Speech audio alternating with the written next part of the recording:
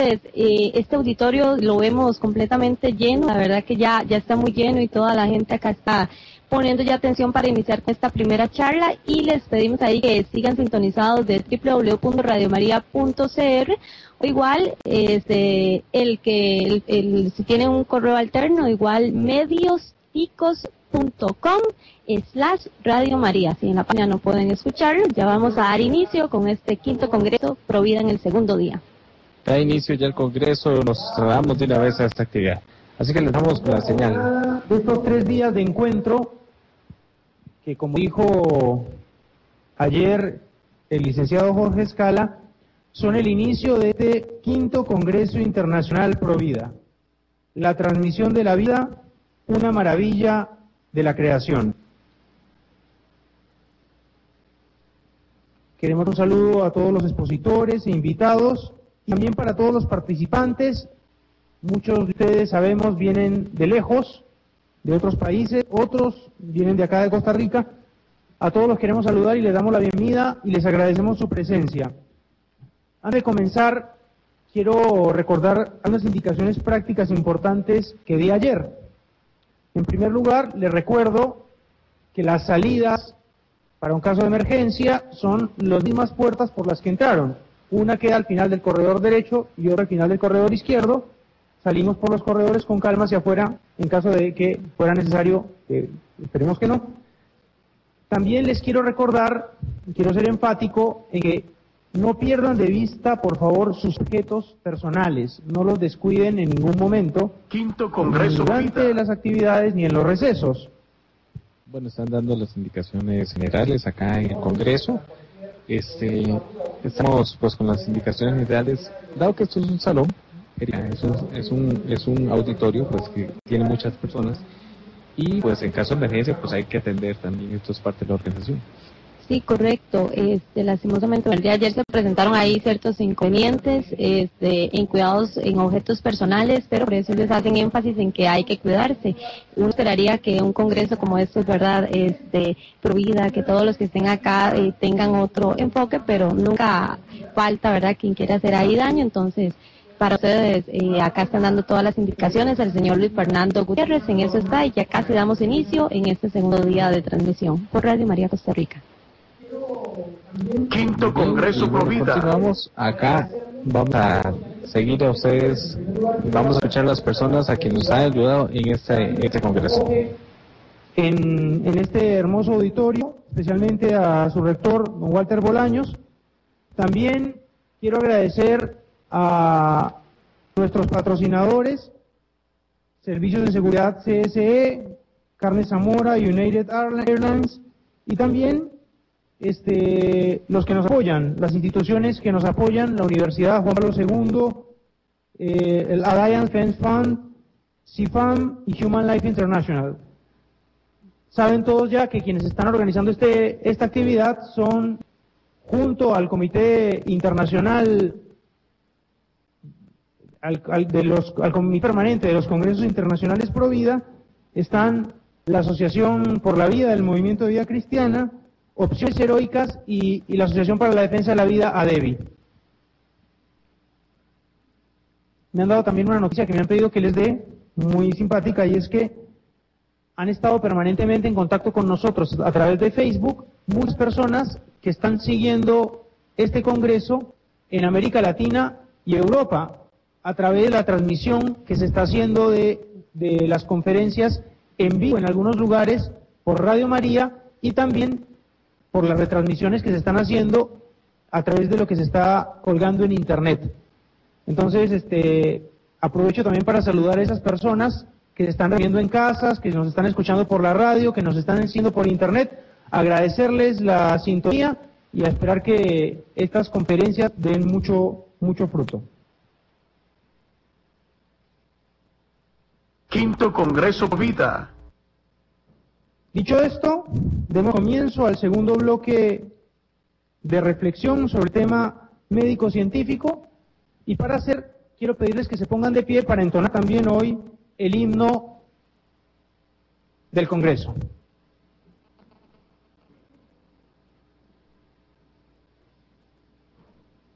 Vamos a esperar este himno. Vamos a esperar este himno, ya la gente se está poniendo de pie. Lo escuchamos con atención.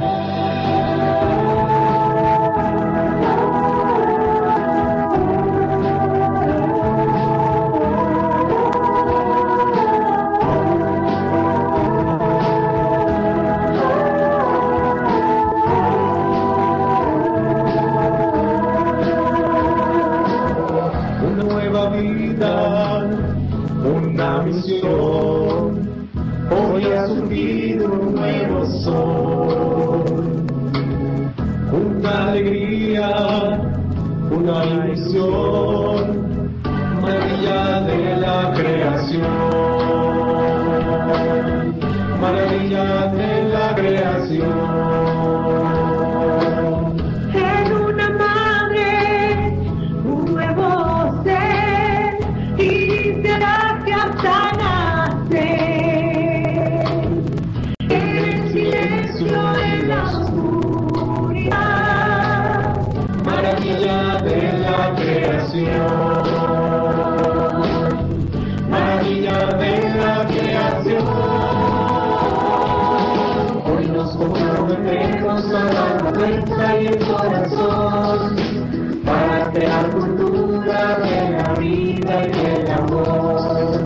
Hoy nos comprometemos a dar la fuerza y el corazón para crear cultura de la vida y del amor.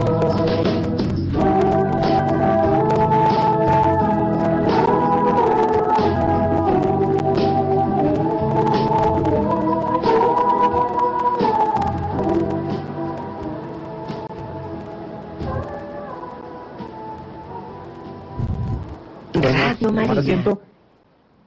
Las conferencias de hoy van a ser todas en castellano, así que para la mayoría de ustedes no va a ser necesario recurrir a los aparatos de traducción simultánea. For those of you who are English speakers, we have translation system devices right there in the left corner. You can talk to Adonai and ask for a translation system device so you can follow all the speeches in English. Ahora quiero pedirle al doctor Rodrigo Álvarez, microbiólogo, máster en bioética y miembro fundador del Observatorio Ciudadano por la Vida y la Familia y de la Asociación Costarricense para el Estudio de la Bioética, a que pase al podio y presentar su exposición El inicio de la vida humana, últimas evidencias científicas. Lo recibimos, por favor, al doctor Rodrigo con un aplauso.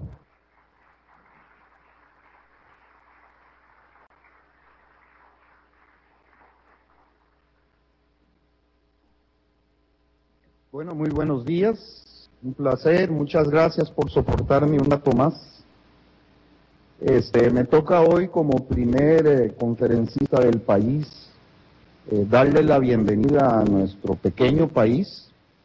Pequeño es pequeñito en extensión, pero grande en amistad. Siéntanse como en casa, aquellos que vienen de afuera. Me han solicitado que hable un poquito sobre el inicio de la vida. Esto es un tema interesante, es un tema muy actual y yo quisiera introducir el tema con una labor que en Costa Rica se ha hecho. Vamos a ver. Con una labor que en Costa Rica se ha hecho, porque no es solo lo que el tema en sí lleva, sino también la actitud de cada uno de nosotros para hacerlo llegar. Todos conocemos la intensidad del colonialismo ideológico desplegado especialmente en países en vías de desarrollo, cuya punta de lanza es la desvinculación de todo aquello que se refiere a la vida, a la familia, a la mujer y a la religión. La acción predominante de las naciones desarrolladas sobre las no desarrolladas o en vías de desarrollo, entre comillas, va dirigida a las nuevas generaciones para que se desvinculen de la tradición transmitida por generaciones pasadas, estimulando la palabra clave que hay en todas las ideologías antivida, que se llama nueva ética, y un panteísmo galopante que abarca todos los estratos de nuestras sociedades.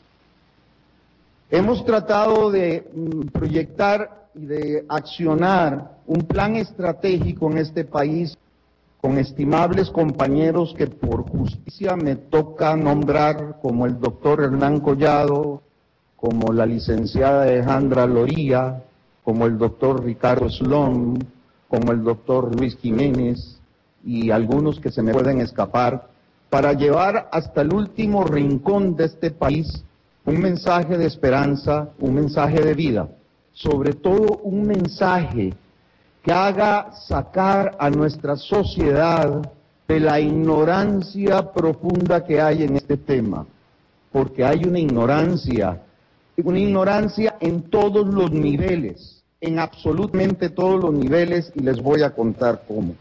¿Qué hemos hecho y qué hacemos?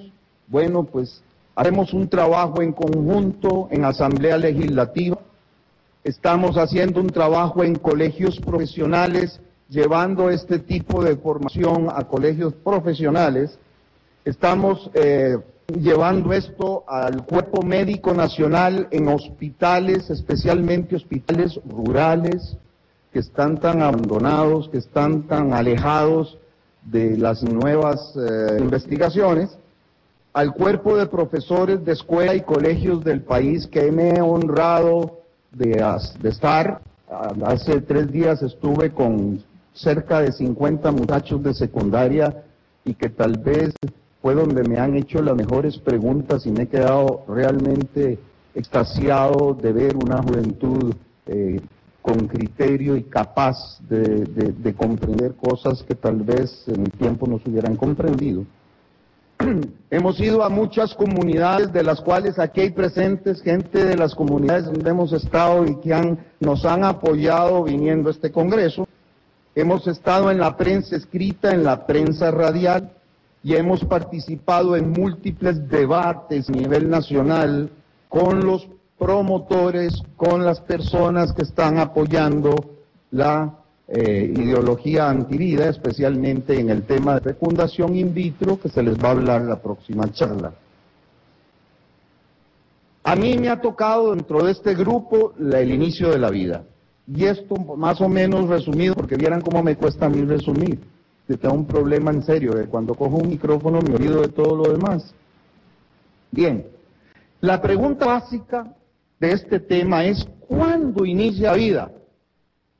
La experiencia que hemos tenido es que, dependiendo del concepto del inicio de la vida, va a depender la ideología a la cual la persona se adosa.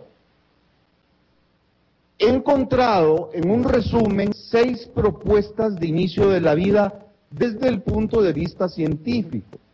Ayer la doctora, la filósofa del Bosco, nos explicó muy claro la parte filosófica.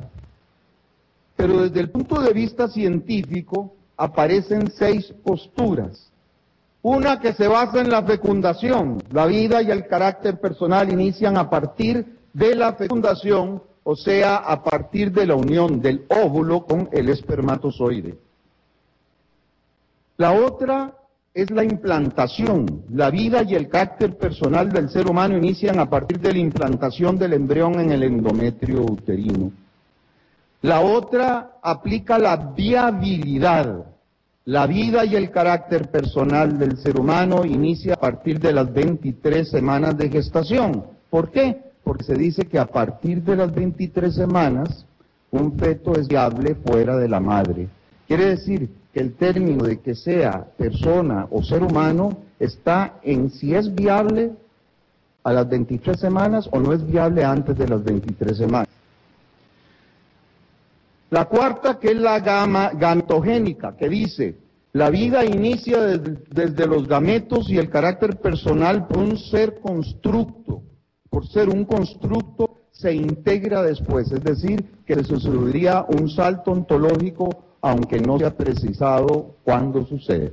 Yo quiero confesarles que la mayoría de estas posiciones las he extraído de los debates que hemos hecho con las personas que están favoreciendo por lo menos la técnica de fecundación in vitro.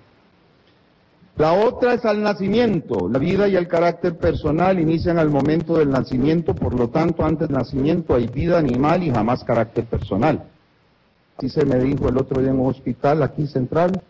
Me dijeron que yo estaba equivocado y aquí hay un término muy autóctono que dice: usted está hablando paja de materia del colchón, porque antes del nacimiento somos animales.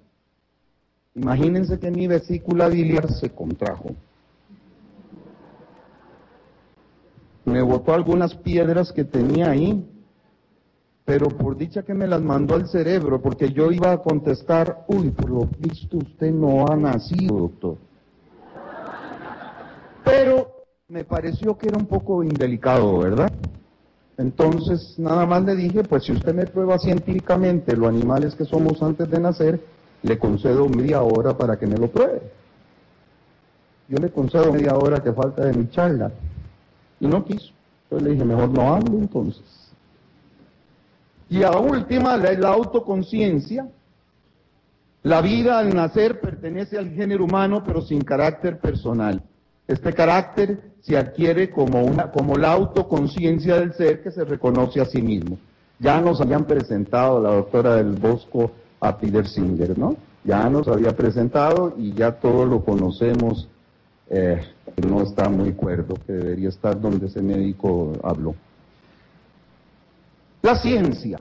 Aquí hay un aspecto interesante. Nosotros tenemos una labor grande de probar el inicio de la vida a través de la ciencia. Ahí se le adiciona religión, teología, antropología, filosofía. Pero la ciencia puede probar cuándo iniciamos. A mi criterio, lo pongo a discusión. ¿Cuándo iniciamos? Como miembros de la especie Homo sapiens, y cuándo iniciamos como persona. Yo no he conocido nunca un Homo sapiens que no sea persona. Nunca he conocido un Homo sapiens pez, ni un Homo sapiens pájaro, ni un Homo sapiens elefante. Todos los Homo sapiens que me ha tocado conocer en mi vida son personas. Entonces la ciencia tiene que comprobarse. Tiene que usarse el método científico. 3 características fundamentales.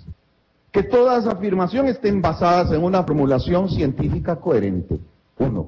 Segundo, la comprobación científica de esa formulación. Y tercero, la reformulación de esa formulación. Ya, les voy a dar un ejemplo. Esto, anoche cuando yo llegué a pasar de mi computadora la llave Maya, entré al internet y recibí una nota de la doctora Natalia López Moratalla, que ha sido mi maestra y la maestra del doctor Slom, yo, que sacamos bioética con ella, y traía, por ejemplo, una nota que decía: se comprueba que las células embrionales, cuando se reproducen, no paran de reproducirse porque los telómeros, que son estas partes finales, se descubre que son los encargados de replicar, de dar el seguimiento a la célula. Y dan, se replican y replican. Entonces las células embrionales no sirven para la medicina generativa, ya está comprobado que no sirven. Las células madre adultas sí sirven, porque no siguen ese dar. Y dependiendo del tamaño de los telómeros, se siguen reproduciendo. ¿Esto cómo se logró? Bueno, se sacó, se fotografió, se hizo la experiencia, se trajo a una formulación coherente, la comprobación científica de esa formulación se comprobó, se dio toda la cabida al método científico, y luego la reformulación continua de esa comprobación, que cuando se investiga no solo está el hecho que se investigó y el resultado, sino que hay que seguir adentrando y adentrando. Y esto es lo que la ciencia hace a través de eso.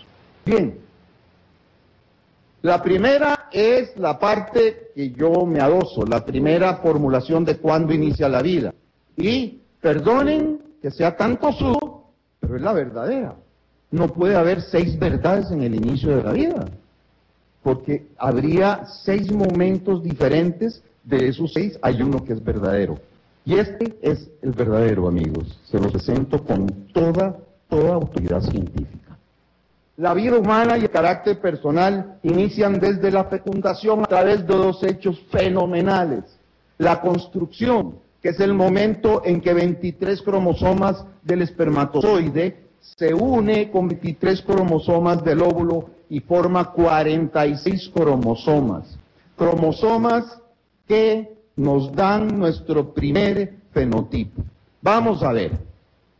El genotipo es el genoma, la herencia genética que recibimos de esos 46.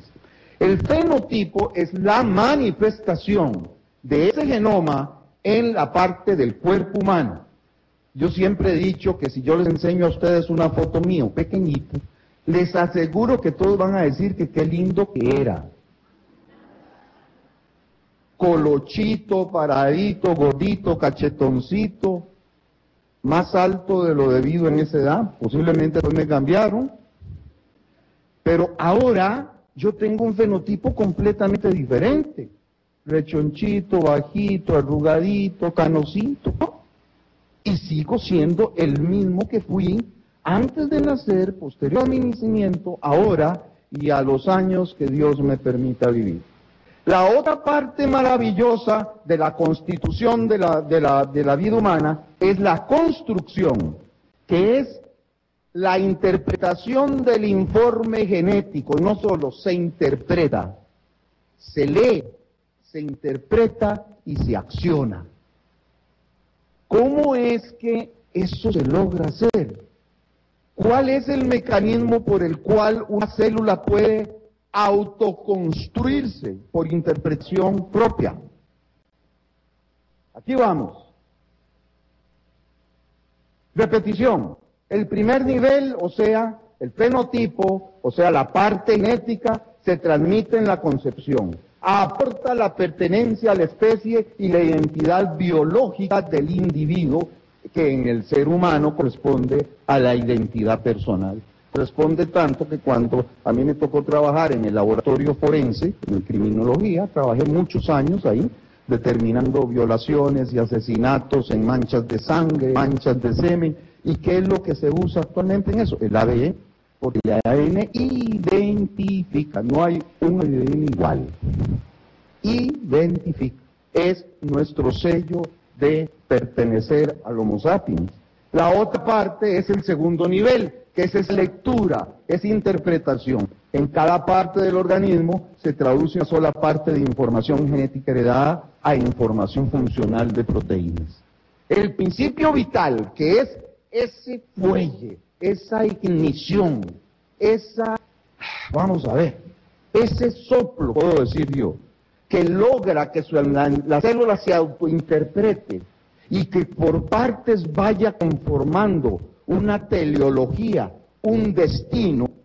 Ese es el principio vital, y ese principio vital se considera que es la emisión armónica de la información genética en el material heredado. Es un programa de sucesión ordenada de mensajes. Miren, aquí muchos me conocen porque yo soy un gran aficionado al deporte y tengo una empresa deportiva con niños de alto riesgo. Y yo le meto pasión, me encanta el deporte porque me crea pasión. Pues esto me crea más pasión que el deporte. Así es que si me exacerbo un poco, por favor, discúlpenme.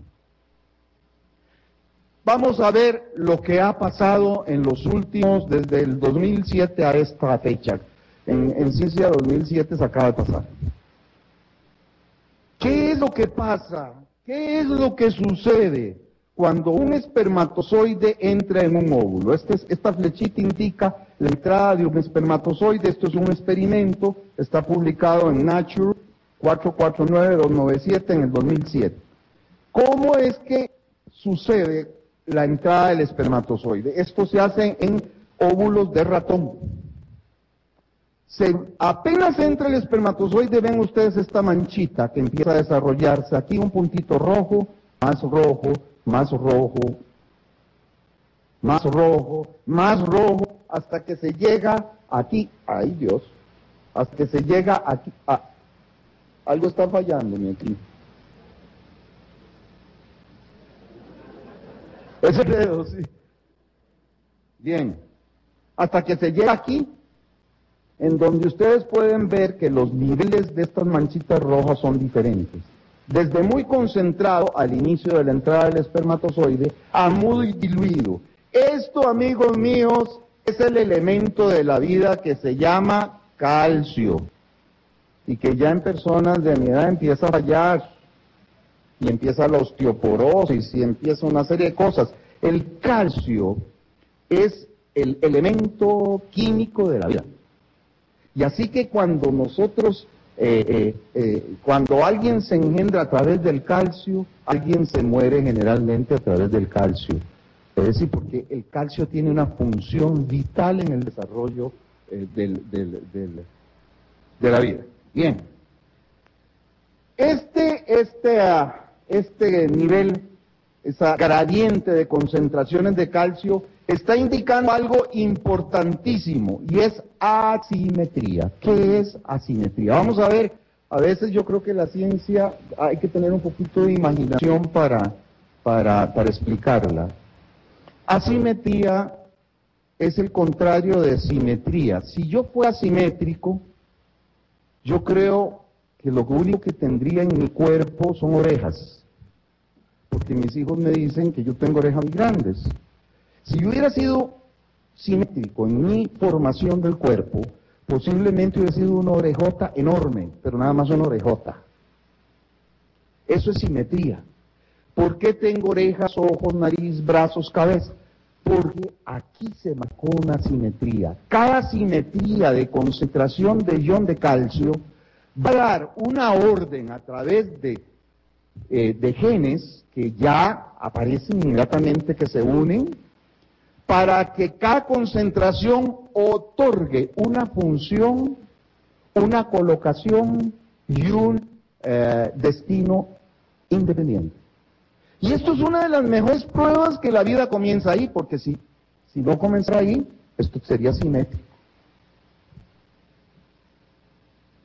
Esto es una maravilla, porque nos comprueba la sujeción profunda que debemos tener los hombres con mujeres. Nada más vean el pronúcleo de un espermatozoide y el pronúcleo de un óvulo, ¿verdad? Lo que pasa es que como no lo vemos, nosotros creemos que mandamos, pero no es así. Bien, una vez que se sucede la desconcentración, se colocan los genes, se forman, se descondensan, todos estos son cromosomas que están descondensándose, y se ponen en, ay, Dios mío, ¿qué es eso?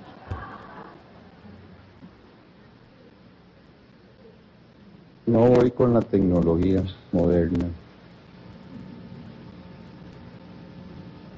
Le digo a Luis Fernando que por favor no me rebaje este tiempo, que ponga el reloj y me lo dé como los árbitros. Ok. Entonces, vean ustedes qué maravilla, como al desconcentrarse, en este momento se están uniendo 23 cromosomas de la madre en azul con 23 cromosomas del padre en verde. Estos son fotos tomadas directamente con sustancias especiales fosforescentes, fluorescentes, para ver la singamia, la unión. Pero decía la doctora Natalia López Moratalla, y lo dice en una locución que tuvo en la televisión española, que viendo ella este tipo de acción de singamia, de unión, se llevó una gran sorpresa, porque en el momento en que se unieron los 23 genes de la mujer con los 23 genes del hombre, sucedió algo que lo vio en el microscopio de luz polarizada. Ella lo refiere como un fogonazo, como un chispazo, como algo que no pudo explicar en el momento. Y entonces, como la ciencia es imaginativa, yo no les iba a hablar a ustedes del chispazo sin saber que es un chispazo. Y le dije a la doctora Natalia, pues, le puse el chispazo, pero espero que sea lo que usted vio. Me dice, fue lo que yo vi. Esto sucedió. Al suceder esto, inmediatamente después aparece nuestro primer cuerpo, nuestro primer fenotipo. Los contrincantes me han dicho, no, mira, eso es una célula. No, un momentito. No hay ninguna célula en el organismo que tenga la capacidad que tiene el cigoto. Es un organismo en estado de una célula, sí, pero no es una célula. Es un organismo unicelular. Es un organismo a tiempo cero. Es el inicio, es la lectura, es el impulso, es ese tiempo en donde empieza nuestra historicidad, en donde empieza nuestra biografía. Ahí comienza. Con un cuerpo unicelular que comienza a operar como un sistema único. Y ahora van a ver la belleza de ese sistema con una realidad totipotente. Es decir, es la única célula que tiene capacidad de producir un ser humano total, completo.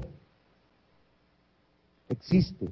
Está orientado. Porque donde entró el espermatozoide, en el óvulo, se formó lo que se llaman los ejes morfogenésicos, es decir, los ejes en donde las células y las proteínas se van a ir para que el corazón se forme donde debe formarse, para que el cerebro se forme donde debe formarse. Bien, aquí están los ejes. Esto es un trabajo muy interesante, y aquí Pearson dice que guardamos memoria de nuestro primer día. Claro que es un trabajo. Este sería el momento de la singamia, aquí está el momento de la primera división, y aquí está el eje. Con este eje ya se determina dónde está la parte ventral y dónde va a estar la parte dorsal del bebé o de la bebé. Y no solo eso, se sigue posteriormente a dos ejes más, el rostral, la cabecita, y el capital, o la parte inferior, y luego otros dos ejes, derecha o izquierda. Sobre esos ejes es que se va a construir por mandato genético un ser humano. Bien, vamos a ir un momentito a esta lámina para decirles que este cigoto conserva la distribución del calcio asimétrico. Y se me había olvidado decirles que el fogonazo tiene una explicación científica. En el momento en que el principio vital entra a esa célula, a esa singamia, el calcio que entró ahí se espolariza. Todos hemos llevado química, supongo de aquí, sabemos que el calcio es polar, es Ca2 positivo. Una vez que se hace la singamia, el calcio se despolariza, se le quita, se acompleja. ¿Y se acompleja para qué? Para ser el receptor del mandato genético. Bien, pues aquí más o menos vamos a ver. En ese cigoto hay tres tipos de genes activos. Está toda la genética que vamos a tener y nos va a construir. Pero en este momento entran tres tipos de genes fundamentales. Los genes posicionales, productores de proteínas morfogenéticas, que establecen la exacta posición de las células o grupos de células a lo largo de los ejes antero, posterior y dorso ventral. Si estuviéramos en una estación de esas de tren, como en España, o esos aeropuertos grandísimos, ¿verdad? Como el de Atlanta, ¿verdad? Hay algo que nos dice a dónde debemos ir para poder coger el avión. Bueno, este gene le dice a las proteínas 7, 8, 15, 25, 25A, 25B, al polar, a la parte de arriba, polo norte, el lado izquierdo, el otro al ecuador, el otro a tal lado, el otro a tal lado. Y ese gene empieza a colocar las proteínas producidas. Esas proteínas van a llegar a un punto específico. Inmediatamente reciben la información de otro gene que se llama selector, que regulan las secuencias de los procesos de diferenciación en el tiempo y en el espacio. Y ese gene va a decir, los que están colocados en esos espacios, por favor, van a comenzar cuando yo diga. Es decir, que vean que son obedientes, debemos ser obedientes desde antes de nacer, porque si no hacemos con una cabeza en los pies. Cuando yo diga comienza, en el momento y en el espacio comienzan. Y hay uno que dice, bueno, aquí participo yo. Y viene el gene realizador que conduce a la estructura definitiva de cada órgano con sus distintos tejidos. Es que esto es una pasión. Aquí nos damos cuenta de que podemos bajar las benditas teorías y la consideración del embrión como un amasijo de células. Me dijo la persona que maneja la fecundación, o que manejaba la fecundación in vitro en Costa Rica y que es su promotor: doctor Álvarez, es que un embrión no puede ser un ser humano y menos una persona si es un amasijo de células todas iguales. Y yo por mis adentros dije, ay, por dicha me lo dijo. Y le dije, todas iguales, sí, todas iguales, no se puede tomar como un ser humano. Y le dije, pues te equivocas. Vamos a enseñarte el trabajo de Cernica Getz, una investigadora inglesa de la Universidad de Cambridge, que determina un trabajo que se llama El destino de los blastómeros embrionales. Y vean qué maravilla, que corrobora lo que es famoso y maravilloso, y la herencia de ese maravilloso investigador francés, Jérôme Lejeune, nos había otorgado de la fase tricelular de una división embrionaria. Acuérdense que nos enseñaron que el embrión se dividía en 2 y múltiplos de 2, 2, 4, 8, 16, 32. Hijo, esto ya no es así. Vean si no es así, que doña Cernica, Magdalena se llama ella, tiñe las 2 primeras células de una división de este cigoto y las tiñe con aceite de oliva. Los españoles aquí se ponen felices donde habla de aceite de oliva, ¿verdad? Con aceite de oliva marcado con colorante vital. Entonces marca una célula con aceite de oliva y colorante vital rojo, rosado, y otra célula con colorante azul. Y no solo descubre, porque ya ha sido de escuela, visualiza la fase tricelular del embrión. ¡Qué maravilla ver un embrión en donde esta célula rosada, se dividió primero que el azul? Al dividirse primero que el azul, marca asimetría, y al marcar asimetría, dice que no son iguales. Vea que, ¿verdad que la ciencia es sencilla cuando se quiere ver sencilla? ¿Verdad? Entonces, sigue la investigación y termina con el blastocito. Esta es la última fase del embrión antes de implantarse el útero. Y entonces hace la tinción y se da cuenta de que estas células rosaditas que se dividieron, porque nos los puede afirmar el doctor Leal, cuando una célula se divide es para no diferenciarse. Pero cuando una célula no se divide es para madurar. Quiere decir que la maduración del azul es un poquito más, es prematura a la maduración de las rosadas. Pero finalmente, después de todo ese proceso, las rosadas están dando aquí la masa interna celular, en donde ya están colocadas desde el cigoto todas las células madre embrionales para producir los tejidos respectivos en la posición respectiva, en el momento respectivo y el órgano respectivo. Entonces, es una maravilla, porque esto nos dice que a partir de la primera división celular termina el proceso de fecundación. Comienza el ingreso del espermatozoide, termina en la primera división. Entonces, amigos míos, no se puede hablar de óvulo fecundado. El óvulo fecundado ya pasó. Ya es otra etapa. Hoy en la Asamblea Legislativa, uno de los proyectos de fecundación in vitro dice transferencia de óvulos fecundados. O sea, muy fácil. Óvulo suena a gameto, no importa, así también que lo hagan. Aquí, en el momento de la primera división, bueno, el momento de cigoto ya termina el proceso de la fecundación. Acordate que tengo tiempo de descuento, ¿verdad? Bien, esta Cernica de Getz se las presento. Vean qué maravilla, esto es algo, yo creo que deberíamos ir como hasta las 12 con esto. Vean, estas son fotos computarizadas, las interpreta computadora, y aquí tenemos un embrión de 8 a 16 células. En estas 4, porque hay otras 4 atrás, se empieza a ver algo impresionante, ¿no? Se llama la mitosis de una de los blastómeros. Ven ustedes aquí los cromosomas como se empiezan a desconcentrar, aquí se separan total, aquí se tira a la pared, y aquí aparece un blastómero totalmente nuevo a lo que los otros estaban.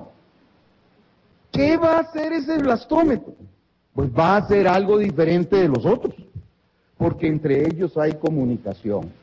Bien, el seno de reproducción de Italia me muestra esto, lo traje hace una semana que lo bajé porque me puse como con el Congreso y yo tengo que enseñar algo más. Dios libre no enseña algo más.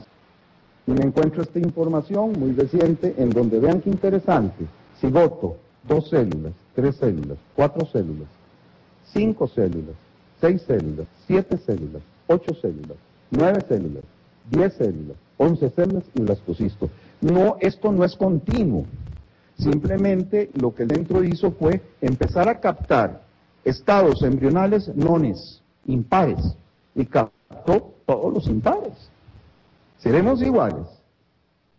¿Seremos originarios de igualdad celular? Bueno, ya para terminar y para que no me saquen aquí, porque es muy feo, desde su primer día el embrión y la madre envían señales, hablan amigos, hablan. Si yo en este momento no tuviera el don del habla, que Dios no me lo ha dado, para ser humilde, pues trataría de hablar con ustedes con lenguaje gestual, ¿no es cierto?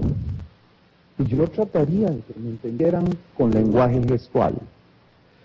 Ahora yo les voy a contar un nuevo idioma que se llama el idioma molecular, que es tan importante como el vocablo y es tan importante como el gestual.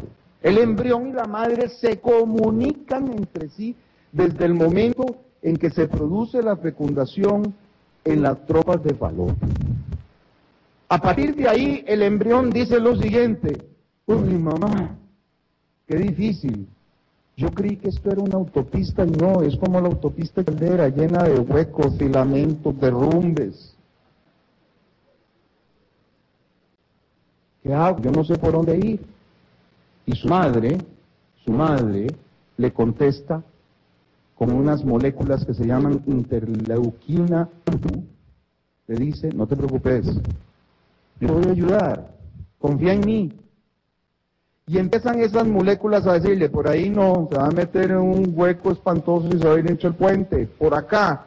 Y empiezan unas moléculas de mucina a pegarse en la pared del tubo, y donde el embrión pasa y quiere pegarse, la mucina hace esto y lo tira. Y una vez que logra pasar toda esa dificultad, le tiene preparado el nidito en el endometrio.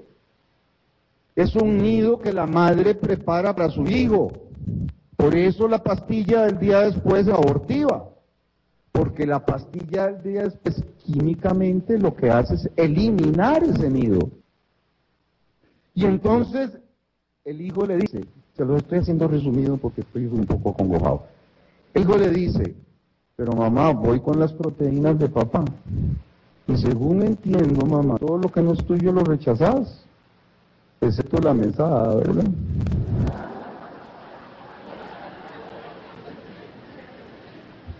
Y la madre le dice, no te preocupes. Y empieza la tolerancia inmunológica. Esa tolerancia inmunológica a mí no me entraba mucho, como en el medio científico, a mí no me entraba mucho. Yo decía, ¿cómo va a ser que la madre se sacrifique a tal extremo que por bloquear su sistema inmunológico vaya, en un momento tan importante de su vida, vaya a quedar sin defensas y vaya a entrar un hongo, un toxoplasma, una tuberculosis y se la lleve? No me entraba, y empecé a husmear y a husmear hasta que me encontré la respuesta. Es una tolerancia inmunológica, pero no es porque la madre bloquea su sistema inmunológico, es porque la madre disimula el embrión. Vamos a ver, esto es lindísimo porque yo tengo 8 hijos, mi señor es A negativo. Y de acuerdo a lo que antes se decía, una persona A negativo, si tiene un niño A positivo, y esa sangre entra durante el parto en la circulación de la madre, crea un anti-RH positivo, y se forma lo que se llama la incompatibilidad RH. Pero como el mundo no está tan lleno de tontos, entonces hubo un investigador que dijo, disimulemos el RH. Y entonces se formuló una especie de vacuna que se llama Resuman, que se pone 72 horas después del parto, muy efectiva, porque yo después de 8 hijos, casi todos positivos, ni tuve incompatibilidades. Se pone, y entonces esa vacuna, ¿qué es lo que hace? Coge los RH positivos de los glóbulos que entraron del hijo y los bloquea. Entonces, cuando pasan al torrente de la madre dice, mira, ahí va un RH negativo igual a mí. Y no hace nada. Pues eso es lo que sucede, pero naturalmente la madre lo hace. Y aquel embrión llega con un bloqueo de antígenos hechos por la madre y la misma madre no reacciona. ¿Qué es la respuesta del embrión ante eso? Les voy a dar la respuesta porque ya yo quisiera cómo seguir, pero bueno, Charito. Nada más es para ver dónde se produce la fecundación. A las 24 horas el cigoto, viene la división celular, la implantación en el endometrio y luego, vamos a ver, aquí se implantan en el endometrio. Esta es la capa monocelular del endometrio, que en los animales, amigos míos, se queda ahí. Aquí se desarrollan, en todos los mamíferos se desarrollan. Pero en el ser humano penetra, la madre le hace el huequito y ¡prum!, lo abraza. Y entonces, para meter algo de sentimiento en mis charlas, porque los otros me meten los niños que han nacido en fecundación in vitro, digo, este es el primer abrazo.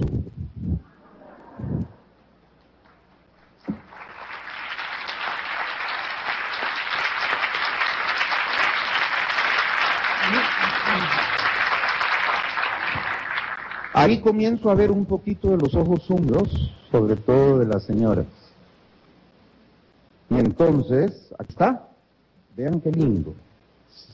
Aquí está penetrando, aquí está el endometrio, el estoma endometrial, y aquí están los dos deditos de la madre que asume y abraza. Como dicen los mexicanos, apapacha. Qué bonito término, me encanta, porque más que lo dice el burro Sheck. Apapacha. ¿Qué diferencia hay de esto a esto, a esto, a esto? Cuando termino aquí, todo el mundo, las lágrimas gotean en el auditorio. Pero sí hay una diferencia. En esto dependemos de nuestra madre. En esto dependemos de nuestra madre. En este dependemos de nuestra madre.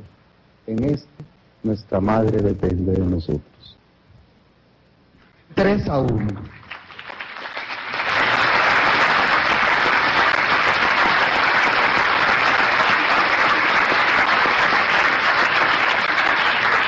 Y por último, para terminar, ¿cómo responde el embrión en agradecimiento?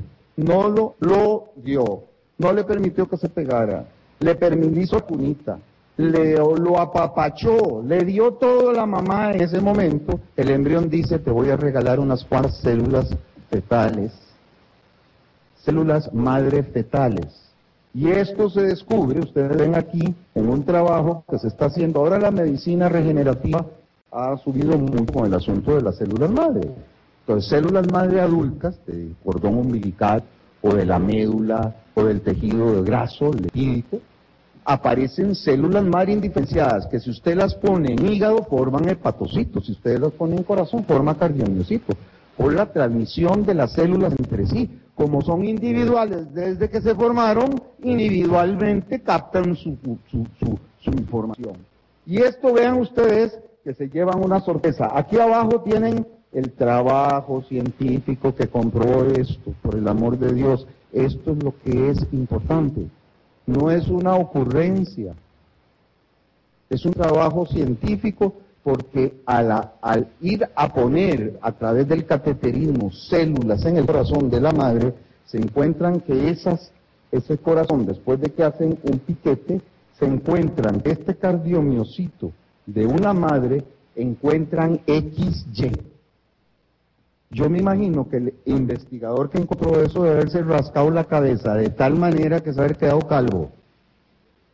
Porque explicar en un órgano de una mujer una fórmula sexual XY era imposible.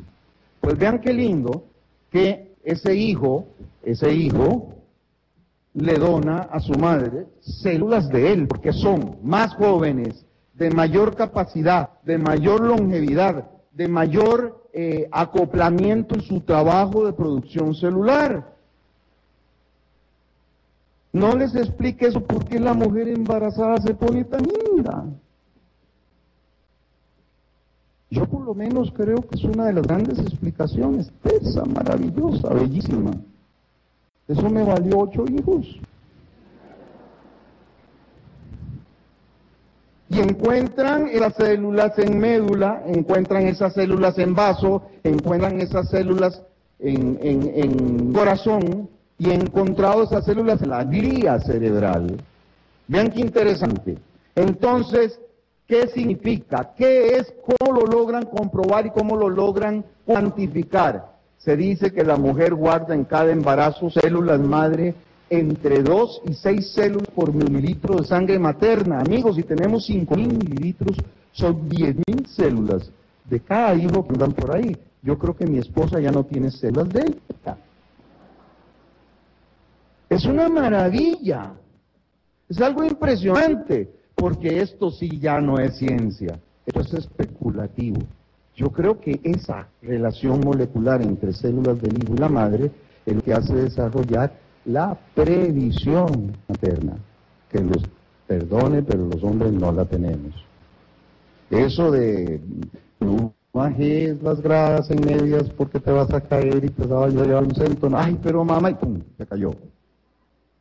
Mira, que no vayas a otro lado, pum, pasó.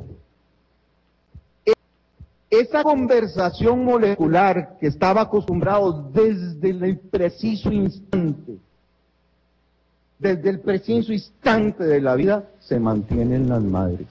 La felicito, porque es una maravilla.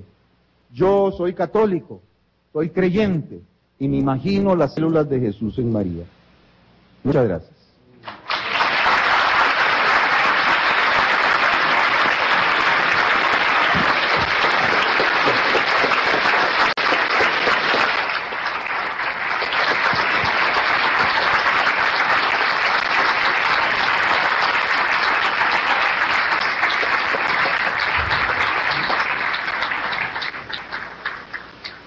Les recuerdo que si algunos de ustedes tienen dudas, preguntas que hayan escrito, al final de cada conferencia, o sea, ahorita pueden levantar la mano y va a haber algunos de nuestros voluntarios que van a pasar a recogerlas para la mesa redonda final. Agradeciendo al doctor Rodrigo Álvarez, ahora le damos la bienvenida al doctor Alejandro Leal, doctor en genética humana, máster en bioética y catedrático de la Universidad de Costa Rica. Él va a presentar la exposición El embrión humano ante la fertilización in vitro. Lo recibimos con un aplauso, por favor. Quinto Congreso Provida. Radio María.